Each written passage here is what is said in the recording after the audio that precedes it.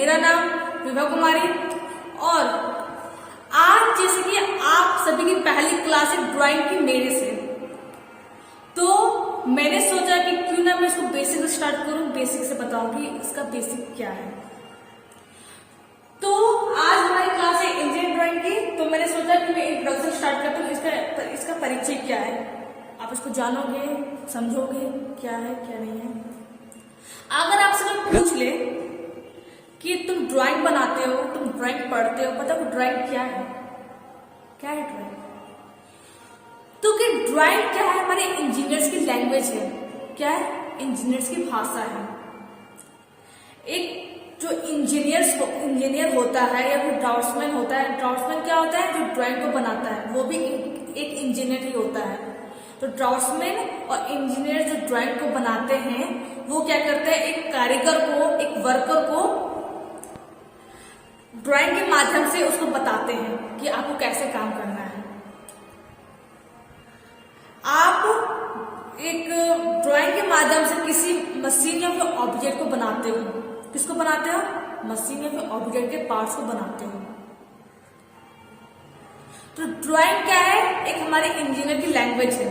क्या है? एक इंजीनियर की लैंग्वेज है। जो ड्राइंग किस पर आधारित होती है? ये स्केचिंग पर, यानी कि रेखा चित्रण पर, रूढ़ि पर यानी कन्वेंशन पर, सिंबल यानी कि चिन्ह पर, और डायग्राम यानी कि चित्र पर, इंफॉर्मेशन यानी सूचना पर आधारित होती है। यानी कि इस पर हमारी जो ड्राइंग है इस सब पर आधारित होती है। किस पर आधारित होती है? स्केचिंग, रेखा चित्रण, डायग्राम, चित्र, इंफॉर्मेशन, सूचना और चिन्ह यानी कि साइन, इस पर ही आधारित होती है। ड्राइंग क्या हमारी इंजीनियर की लैंग्वेज है। तो क्या drawing is the language of engineers?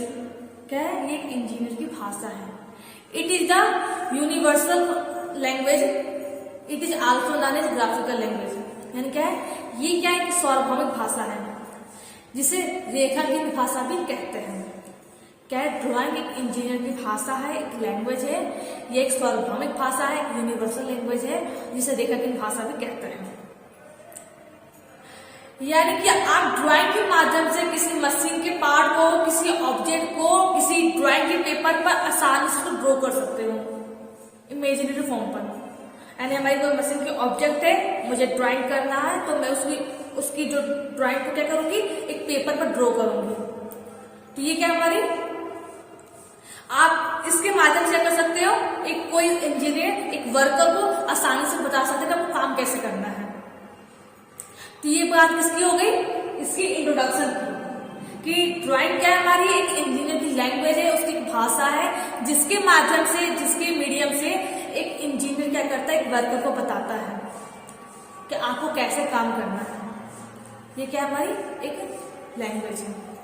अब बात करते हैं इसके मीडियम्स की कि क्या क्या मीडियम्स होते हैं इसके माध्यम की। क्या है हमारी मीडियम्स ऑफ एक्सप्रेसिव व्यू, यानी कि क्या क्या इसके माध्यम होते हैं अपने भाव अभिव्यक्ति के लिए। आप उसको कैसे बताओगे? तो फर्स्ट पॉइंट हमारा क्या है? Oral form. क्या है हमारा? ओरल फॉर्म यानी मौखिक रूप से। जब एक इंजीनियर या फिर ड्राफ्ट्समैन एक कारीगर के सम्मुख होता है, एक कारीगर के सामने होता है, तब वो क्या करता है? मौखिक रूप से, अपने मौखिक रूप से यानी कि मुंह से क्या करता है? उसको बतलाता है कि आपको कैसे काम करना है, आपको हाइट इतनी लेनी है, आपको चौड़ाई इतनी लेनी है, ऐसे लेना है, वैसे लेना है, उसको मौखिक रूप से बतलाता है। जब दोनों सम्मुख हो, जब वो एक दूसरे के सामने हो, तब क्या करता है? ओरल फॉर्म का इस्तेमाल करता है। ओरल फॉर्म यानी कि मौखिक रूप से। बात करते हैं दूसरे पॉइंट की, जो कि हमारा है रिटन फॉर्म। क्या है हमारा? रिटन फॉर्म यानी कि लिखित रूप से। जब एक कारीगर किसी और शहर में रहता है और एक हमारा जो इंजीनियर किसी और शहर में रहता है, अब वो एक दूसरे के कांटेक्ट में नहीं आ सकते हैं, एक दूसरे के मतलब वो दोनों एक शहर पर नहीं है, अब वो एक दूसरे के घर पर भी नहीं जा सकते हैं किसी वजह से। मान लो लॉकडाउन हो गया तो वो एक दूसरे के शहर में नहीं आ सकते हैं। तो इस जरिए क्या करते हैं? वो लिखित माध्यम का इस्तेमाल करते हैं। इंजीनियर क्या करता है? लिखित के माध्यम से एक कारीगर को बताता है कि आपको काम कैसे करना है। ये हो गया हमारा लिखित माध्यम। दूसरा माध्यम क्या हमारा, सिंबल फॉर्म, यानी कि चिन्ह के रूप में, चिन्ह, सिंबल फॉर्म।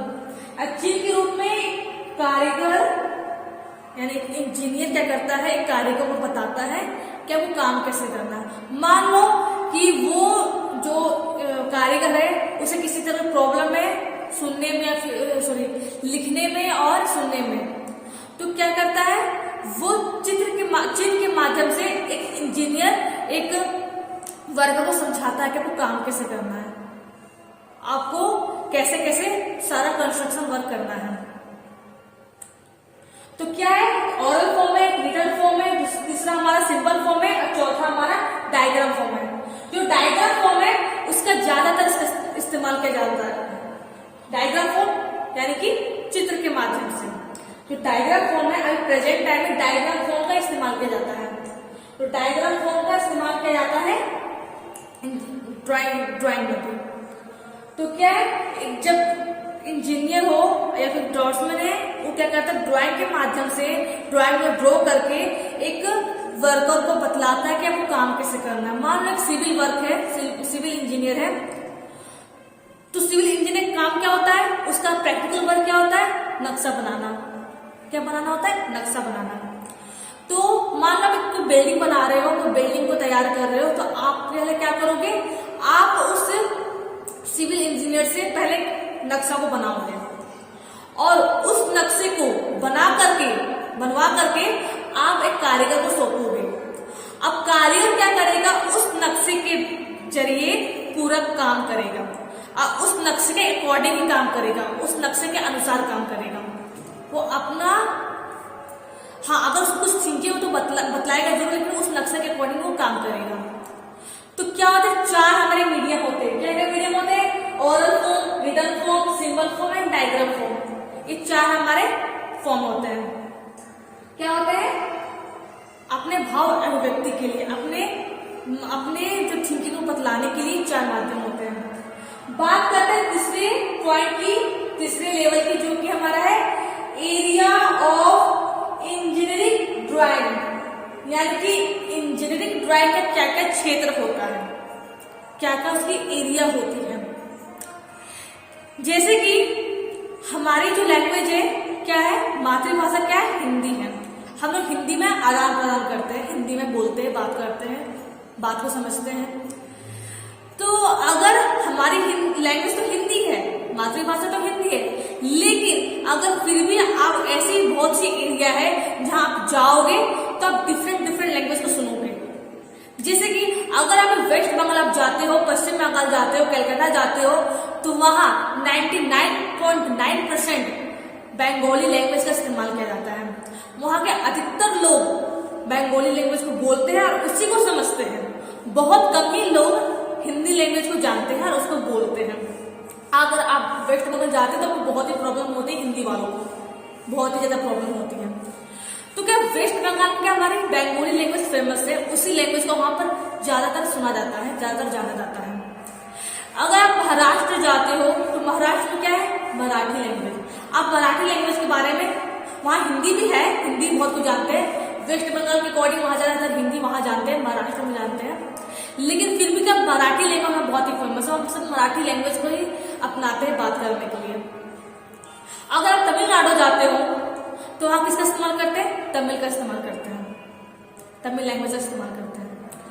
अगर आप इंग्लिश लैंग्वेज होती है या अंग्रेजी भाषा होती है, उसका भी बहुत से शहर में, हमारे शहर में भी इस्तेमाल किया जाता है, लेकिन ज्यादातर इस्तेमाल भी नहीं किया जाता है, हिंदी लैंग्वेज ज्यादातर इस्तेमाल किया जाता है। लेकिन आप कोई दूसरे देश जाते हो, बड़े बड़े देश जाते हो, इंग्लैंड, बहुत बड़े बड़े देश जाते हो, अमेरिका, तो क्या वहां पर इंग्लिश लैंग्वेज का इस्तेमाल किया जाता है ज्यादातर। वहां बहुत ही कम ही लोग, मतलब ना के बराबर लोग हिंदी जानते हैं, ना के बराबर। तो क्या होता है कि सबकी अपनी अपनी लैंग्वेज होती है, अलग अलग एरिया की अलग अलग लैंग्वेज होती है, अलग अलग एरिया की अलग अलग लैंग्वेज। उसी तरह ड्राइंग की भी क्या लैंग्वेज होती है, लेकिन ड्राइंग की जो लैंग्वेज होती है वो पूरे वर्ल्ड की लैंग्वेज होती है। जो लैंग्वेज का हम इस्तेमाल करते हैं उसी लैंग्वेज को कोई और देश से भी इस्तेमाल उसी लैंग्वेज को करता है, कोई और लैंग्वेज का इस्तेमाल नहीं करता है। और इसकी जो लैंग्वेज है वो पूरे वर्ल्ड में उसी लैंग्वेज को अपनाया गया है, पूरे विश्व में उस लैंग्वेज को अपनाया गया है। इसलिए अगर आप ड्राइंग में आते हो तो आपको पहले उस लैंग्वेज के बारे में जानना होगा कि इसकी लैंग्वेज क्या है। आप ड्राइंग सीखते हो तो आपको उस ड्राइंग के बारे में जानना होगा, उसकी लैंग्वेज के बारे में जानना होगा कि इसकी लैंग्वेज क्या है, क्या नहीं है, क्या इस्तेमाल किया जाता है, क्या इस्तेमाल नहीं किया जाता है, सब जानना होगा। आप आगे जानोगे तो ये बात है इसकी लैंग्वेज क्या है। अब बात करते हैं इसके अल्फाबेट्स में, किसके अल्फाबेट्स क्या क्या है।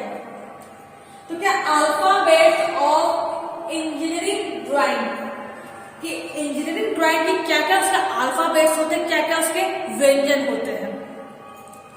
आप जब नर्सरी क्लास में नाम लिखवाते हो, जब छोटे होते हो, जब नर्सरी क्लास में नाम लिखवाते हो तो पहले आप क्या सीखते हो। पहले आप जाते हो तो आप क्या सीखते हो, पहले आप अल्फाबेट सीखते हो, यानी कि A to Z। व्यंजन सीखते हो का से ज्ञा तक, स्वर सीखते हो आ से आ तक, काउंटिंग सीखते हो, गिनती सीखते हो 1 to 100 सीखते हो। फिर धीरे धीरे क्या आपका लेवल बढ़ता जाता है, फिर आप 2 शब्द के, 3 शब्द के, 12 खड़ी, ये सब सीखते हो। उसी तरह ड्राइंग सीखने के लिए आपको इसके अल्फाबेट्स को सीखना पड़ेगा कि ड्राइंग के अल्फाबेट्स क्या क्या होते हैं।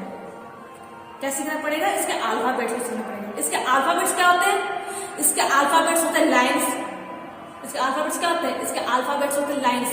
क्या है, रेखा। ये क्या रेखा है, लाइन को हिंदी में क्या बोलते हैं, रेखा बोलते हैं, क्योंकि ये रेखा है। आपको लाइंस के बारे में जानना पड़ेगा, कन्वेंशन यानी कि रूढ़ी, हिंदी में क्या कहते हैं, रूढ़ी। रूढ़ी के बारे में जानना पड़ेगा आपको, चिन्ह यानी कि सिंबल के बारे में जानना पड़ेगा, डायग्राम सबके बारे में जानना पड़ेगा। तभी आप ड्राइंग को अच्छी तरह से समझ पाओगे कि ड्राइंग क्या है। क्योंकि लाइन भी जो है, लाइन्स जो होते हैं वो भी बहुत से टाइप्स के होते हैं। लाइन्स आपके अगले सिलेबस में है, आगे के सिलेबस में है, आप जानोगे कि लाइन्स क्या होते हैं। कन्वेंशन भी आपके सिलेबस में है, कन्वेंशन क्या होता है। तो उसी तरह क्या है, आप ड्राइंग को संबंधित से उसके अल्फाबेट्स को समझो, इसका अल्फाबेट्स क्या होता है। मान लो आपको कैसी लाइन खींचनी है, आप मतलब ड्रॉ कर रहे हो तो आपको कैसी लाइन खींचनी है, आपको लंबी खींचनी है, मोटी खींचनी है, पतली खींचनी है, हल्की खींचनी है, गहरी खींचनी है, तो कैसी खींचनी है।